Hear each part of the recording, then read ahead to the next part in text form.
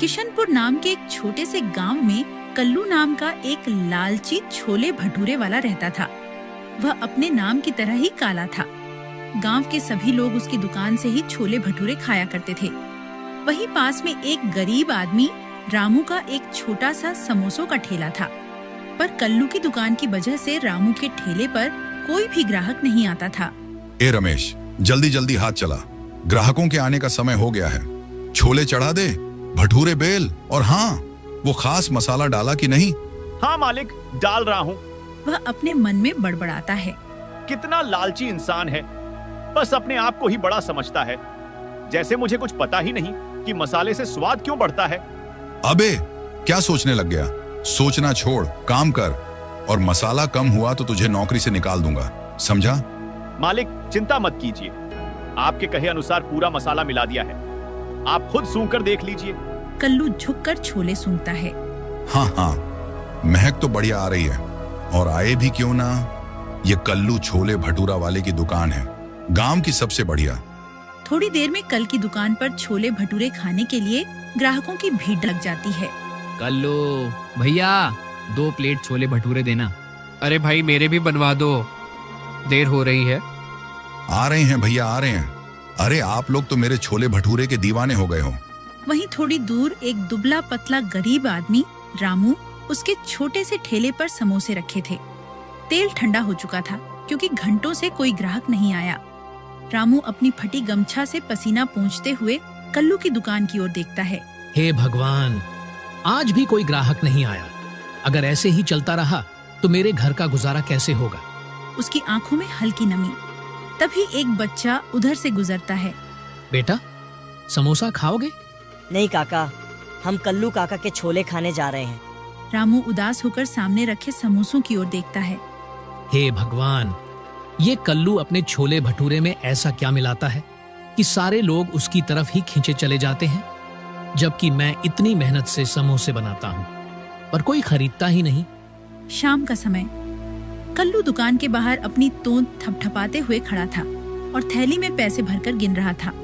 अरे वाह, आज तो बहुत ज्यादा कमाई हुई है। हे भगवान, अपनी कृपा मुझ पर ऐसे ही बनाए रखना। वह रमेश की ओर मुड़कर कहता है। क्यों रमेश, मैं सही कह रहा हूँ ना? हाँ मालिक, अगर ऐसे ही रोज कमाई होती रही तो आप इस गांव में सबसे अमीर इंसान बन जाओगे। हाँ, ठीक कहा तूने। इस तरह तो मेरी तिजोरी भी पैसों से भरी रहेगी। रमेश हिचकिचाते हुए धीरे धीरे बोलता है। सेठ जी, एक बात कहनी थी। हाँ हाँ, बोलना। वैसे भी आज मेरा मूड बहुत अच्छा है। सेठ जी, मैं कह रहा था कि मेरी तनख्वाह थोड़ी बढ़ा दीजिए। इतने पैसों में मेरा गुजारा नहीं होता है, घर चलाना मुश्किल हो रहा है। कल्लू का चेहरा एकदम बिगड़ जाता है। अबे, तेरा बस यही रोना लगा रहता है। कुछ महीने पहले ही तो बढ़ाई थी तनख्वाह। सेठ जी, कुछ महीने पहले नहीं, इस बात को लगभग 2 साल हो चुके हैं, और आजकल इतनी महंगाई है कि। अरे चुप कर, ज्यादा दिमाग खराब मत कर मेरा, वरना काम से निकाल दूंगा, समझा? कल्लू की तेज आवाज सुनकर रमेश डर कर चुप हो जाता है। जब देखो मुझे नौकरी से निकालने की धमकी देता रहता है। जिस दिन मौका मिला ना, तो इसका ऐसा हाल करूंगा कि ये भी याद रखेगा। वह खुद को रोक लेता है। भूख और गरीबी उसकी आवाज दबा देती है। चल रमेश, मैं घर जा रहा हूँ, तू साफ सफाई करके दुकान बंद कर देना। बिना रमेश की तरफ देखे वह टांग में चप्पल फंसाता हुआ चलता बनता है। उधर रामू अपने ठेले को धक्का देते हुए थका हारा घर की ओर चल देता है। रामू जैसे ही अंदर आता है, उसकी माँ दरवाजे पर खड़ी मिलती है। अरे बेटा, आ गया तू? मैं कब से तेरी राह देख रही थी। क्यों माँ, क्या हुआ?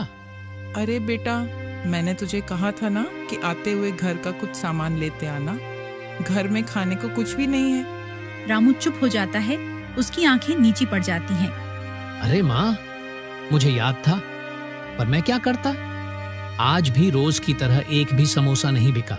पर बेटा, तू तो बहुत अच्छे समोसे बनाता है, फिर तेरा एक भी समोसा क्यों नहीं बिकता? तू तो जानती है माँ, कल्लू के छोले भटूरे की दुकान की वजह से मेरे ठेले पर कोई ग्राहक आता ही नहीं। न जाने वो अपने छोले भटूरे में ऐसा क्या मिलाता है कि रोज उसकी दुकान पर भीड़ लग जाती है। अरे बेटा, तुझे पता है कि वो कितना लालची इंसान है। जरूर वो छोले भटूरों में ऐसा कुछ मिलाता होगा जिससे गांव वाले उसकी तरफ खींचे चले जाते हैं। कोई नहीं माँ, अब तू देखना, मैं इतनी मेहनत करूंगा कि एक दिन गांव वाले खुद मेरे ठेले पर आने लगेंगे। हाँ बेटा, तू सही कह रहा है। वैसे मेरे पास भी एक चीज है जिससे तेरे समोसे खूब बिकेंगे। तो फिर माँ जल्दी लेकर आना। रामू की माँ रसोई में जाती है। कुछ देर बाद वह एक छोटा पुराना डिब्बा लेकर आती है। अरे माँ, तेरे हाथ में ये कौन सा डिब्बा है? बेटा, ये इलायची, अजवाइन, सौंफ और कुछ खास मसालों का मिश्रण है। इसे समोसों में डालने से समोसे का स्वाद कई गुना बढ़ जाता है। वह डिब्बा रामू के हाथ में रख देती है। अब देखना बेटा, कैसे ग्राहक तेरे ठेले पर आने लगेंगे। लेकिन माँ, क्या तुझे सच में लगता है कि इससे काम बन जाएगा? अरे बेटा, तेरे पिताजी भी यही मिलाते थे, और जब तेरे पिताजी के समोसे बनाते थे तो पूरे गांव के लोग लाइन लाकर उनका इंतजार करते थे। रामू भावुक हो जाता है।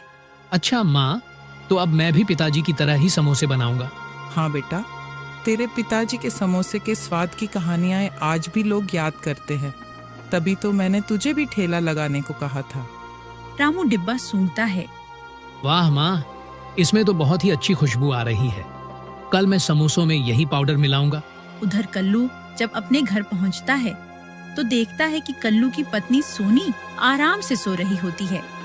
अरे सोनी, तू फिर से इतनी जल्दी सो गई? अरे क्या तुझे नहीं पता कि मैं दुकान से कितना थका हुआ आता हूँ? अरे क्या हो गया है? आपको मैं बस हमेशा सोती ही दिखाई देती हूँ क्या? एक तो मेरा बनाया खाना आपको अच्छा नहीं लगता, और ऊपर से मुझे टोकना ही आपका काम है। कल्लू चिढ़ जाता है। अरे चल खड़ी हो, जल्दी से मुझे खाना ला कर दे। जल्दी कर, या ऐसे ही लेटी रहेगी। अरे आपको दिखाई नहीं दे रहा कि मैं सो रही हूँ? जाइए, जाकर खुद खा लीजिए। वैसे भी मेरे पेट में दर्द हो रहा है। मैंने आपसे कहा भी था कि आते वक्त मेरे लिए छोले भटूरे ले आना। कल्लू माथा पकड़ लेता है। अरे तुझे नहीं पता, दुकान पर जितने छोले भटूरे बनते हैं सब बिक जाते हैं। कहाँ से लाता तेरे लिए? देखिए जी, मुझे नहीं पता। आप मेरे लिए भी छोले भटूरे लाया करो, मेरा भी मन करता है खाने को। आप तो मुझे दुकान पर जाने देते नहीं, और ना ही मेरे लिए कुछ लाते हो। कल्लू गुस्से में दांत भींचकर कहता है। अरे हाँ, ला दूंगा, पर अभी मेरे लिए खाना लेकर आ। मैंने कहा ना, मैं सो रही हूँ। रसोई में खाना रखा है, जाकर खुद खा लीजिए। इस औरत से तो बहस करने का कोई फायदा नहीं। चलो, मुझे ही खुद जाकर खाना खाना पड़ेगा। कल्लू भारी कदमों से रसोई में जाता है। वह प्लेट निकालने ही वाला होता है कि उसकी नजर एक छोटे डिब्बे पर पड़ती है। हाँ, यही तो मेरा मसाला है, मेरे छोले भटूरे का असली राज। इसी मसाले के कारण मेरे छोले भटूरे का स्वाद सबसे अलग होता है, और पूरा गांव मेरे पास भागा चला आता है। वह डिब्बा खोलकर सूंघता है। वाह, कल सुबह इसे दुकान पर ले जाना है। दुकान वाला मसाला तो वैसे भी खत्म हो चुका है। अगली सुबह कल्लू अपने घर से निकलकर दुकान की तरफ बढ़ता। अरे वाह रमेश, आज तो छोले भटूरे में से बड़ी ही लाजवाब महक आ रही है। हाँ सेठ जी, यह तो मेरे हाथों का कमाल है। क्या? तभी तो कहूँ कि कल महक इतनी कम क्यों आ रही थी। चल जल्दी से ये मसाला छोले भटूरे में डाल दे, ग्राहक कभी भी आ सकते हैं। रमेश मन ही मन बड़बड़ाता है। ये सेठ कभी मेरे काम की तारीफ क्यों करेगा? बस मसाले को ही असली वजह मानता रहता है। कल्लू मसाले का डिब्बा उठाकर रमेश को देता है। रमेश थोड़ी मात्रा डाल देता है। अरे, ये क्या, इतनी सी मात्रा? रहने दे, मैं खुद डाल देता हूँ। कल्लू लालच में पूरा का पूरा डिब्बा छोले में उलट देता है। अरे सेठ जी, आपने तो सारा मसाला ही डाल दिया। हे भगवान, अब अगर कुछ गड़बड़ हुआ तो गांव वालों को इसकी सजा भुगतनी पड़ेगी। अरे ज्यादा मसाला पड़ेगा तभी तो स्वाद दोगुना होगा। चल ये डिब्बा अंदर रखा और जल्दी जल्दी हाथ चला, बहुत काम है। सेठ जी, मैं सुबह से लगातार काम कर रहा हूँ। हाँ, बहुत काम कर रहा है तू। अगर काम करता तो अब तक दुकान का सारा काम हो गया होता। खुद तो देर से दुकान खोलता है और शाम होते ही भाग जाता है। ऊपर से बोलता है कि मैं काम नहीं करता। ओए रमेश, मुझे ऐसा क्यों लग रहा है कि तू मेरे बारे में कुछ गलत बोल रहा है? नहीं सेठ जी, मेरी कहाँ इतनी हिम्मत कि मैं आपके बारे में कुछ गलत कह दूं। थोड़ी देर बाद गांव के लोग कल्लू की दुकान पर लाइन लगाकर खड़े हो जाते हैं।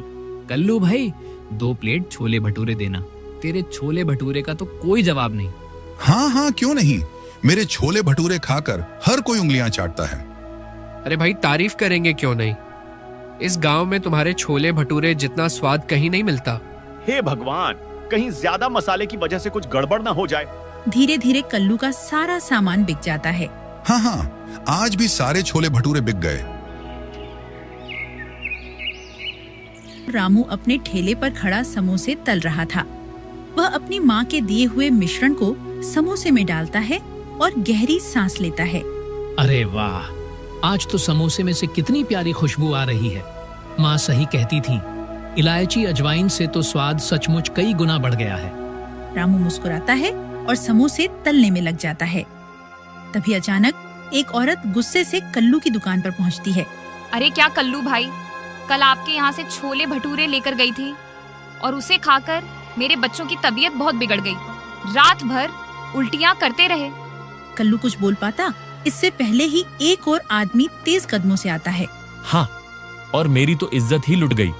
मैंने मेहमानों को तेरे छोले भटूरे खिलाए तो उनके पेट में दर्द शुरू हो गया। कह रहे थे कि मैं मिलावट वाला खाना खिलाता हूँ। पूरे मोहल्ले में मेरी बेइज्जती हो गई रे कल्लू। अरे अरे, ये सब क्या बकवास है। मेरे छोले भटूरे में आज तक किसी ने कमी नहीं निकाली। यहाँ तक कि दूसरे गांव वालों तक ने तारीफ की है। मेरे जैसा स्वाद इस इलाके में कोई नहीं बनाता, समझे? तो क्या हम झूठ बोल रहे हैं? अरे तूने साफ नीयत से मेहमानों को खाना नहीं खिलाया होगा, तभी तो उनके पेट में दर्द हुआ। यह सुनकर उस आदमी का गुस्सा 7वें आसमान पर पहुंच जाता है। तो क्या हम दोनों झूठ बोल रहे हैं कल्लू भाई? हाँ बोल, क्या हम झूठे हैं? एक तो मिलावट वाला छोले भटूरे बेचता है और ऊपर से हमें ही दोष देता है। कुछ ही मिनटों में कई लोग वहाँ जमा हो जाते हैं। सबके चेहरे पर नाराजगी होती है। हाँ भाई, ये सब सही कह रहे हैं। कल तेरी दुकान से छोले भटूरे ले गए थे और उन्हें खाकर हम सब पेट पकड़कर बैठे रहे। देख कल्लू, अब तो तू दुकान बंद ही कर दे। अब गांव में कोई भी तेरे छोले भटूरे नहीं खरीदेगा, समझा? हाँ सही कहा। इस कल्लू के छोले भटूरे खाकर मैं तो पूरा बर्बाद हो गया। अब तो इस दुकान को ताला लगा दे। भीड़ कल्लू को उल्टा सीधे सुनाती रहती है। कल्लू के चेहरे पर डर और गुस्सा दोनों दिखाई देते हैं। उसी समय भीड़ में खड़ा एक आदमी अचानक हवा में कुछ सूंघता है। अरे ये कैसी जोरदार और बढ़िया खुशबू आ रही है। कहीं ये किसी समोसे की तो नहीं? अरे देखो, वहाँ उस रामू के समोसे से खुशबू आ रही है। चलो जरा चक्कर देखते हैं। अरे भाई, ये खुशबू मेरे छोले भटूरे की आ रही है। अरे नहीं रे कल्लू, ये खुशबू तेरी दुकान से नहीं, ये तो समोसे की खुशबू है। हाँ बिल्कुल, ये तो रामू के समोसे के ठेले की तरफ से आ रही है। वाह, क्या लाजवाब खुशबू है। भीड़ एक साथ मुड़कर रामू की तरफ बढ़ने लगती है। कल्लू चौंककर भीड़ को अपनी दुकान छोड़ते देखता है और दांत पीसता है। देखा सेठ जी, इस रामू ने तो हमारी दुकान का काम ही तमाम कर दिया। देखिए, सारे ग्राहक उसके ठेले पर समोसे खाने पहुंच गए। अरे तुझे बड़ा पता है, ये जो लोग जा रहे हैं ना, ये जल्दी ही वापस आएंगे। लेकिन सेठ जी, खुशबू तो बहुत अच्छी है, समोसे भी अच्छे ही होंगे शायद। चुप, लगता है इस रामू को सबक सिखाना पड़ेगा। कल्लू से पंगा लेकर इसने बहुत बड़ी गलती की है। मेरे ग्राहक मुझसे छीन लिए, अब मैं इसे यहाँ टिकने नहीं दूंगा, कभी नहीं। कल्लू आंखें लाल करके रामू की तरफ देखता है, जबकि दूर से रामू खुश होकर समोसे बेच रहा होता है। शाम का समय, रामू खुशी से घर पहुँचता है। अरे माँ, ओ माँ, कहाँ हो? उसकी माँ दौड़कर आती है। क्या हुआ बेटा, आज तू इतना खुश क्यों लग रहा है? रामू जेब से पैसे निकालकर माँ के हाथ में रख देता है। अरे वाह बेटा, इतने सारे पैसे, ये सब कैसे हुआ? माँ, ये सब मैंने आज समोसे बेचकर कमाए हैं। अगर तू मुझे वो इलायची अजवाइन वाला पाउडर नहीं देती तो आज भी शायद मेरा एक भी समोसा नहीं बिकता। अरे बेटा, ये मेरी वजह से नहीं, ये तेरे पिताजी के नुस्खे की वजह से हुआ है। वो भी ऐसे ही समोसे बनाते थे, इसलिए उनके ठेले पर भीड़ लगी रहती थी। माँ, अब मैं और मेहनत करूंगा।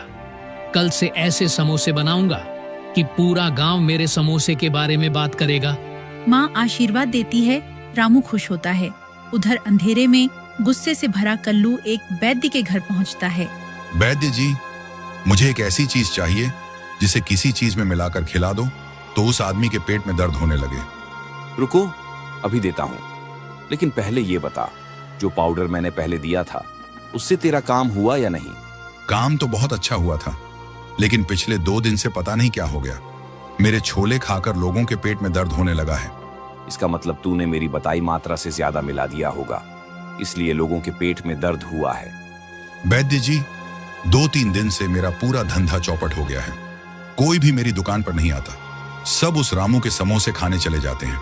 वैद्य गंभीर होकर उसे देखता है। तभी वैद्य एक पुरानी पेटी से एक छोटी कांच की शीशी निकालता है। ये ले, पर याद रखना ये बहुत तेज है। जिसे ये खिला दिया उसकी हालत खराब होना तय है। ये सुनते ही कल्लू की आंखों में खतरनाक चमक आ जाती है। वैद्य जी, आप चिंता मत करो, आपने जितना बताया उतना ही मिलाऊंगा।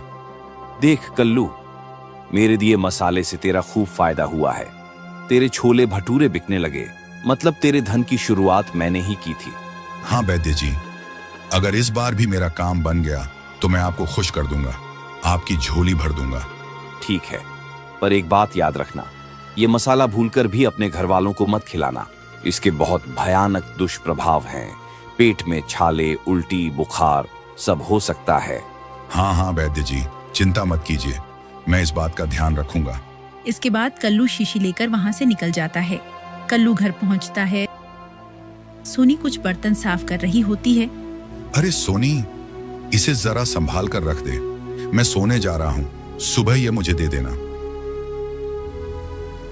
लेकिन बताओ तो सही, इस डिब्बी में है क्या? ये ऐसी चीज है, इसे जिस चीज में मिला दो तो उसका स्वाद बदल जाता है। बहुत काम की चीज है ये।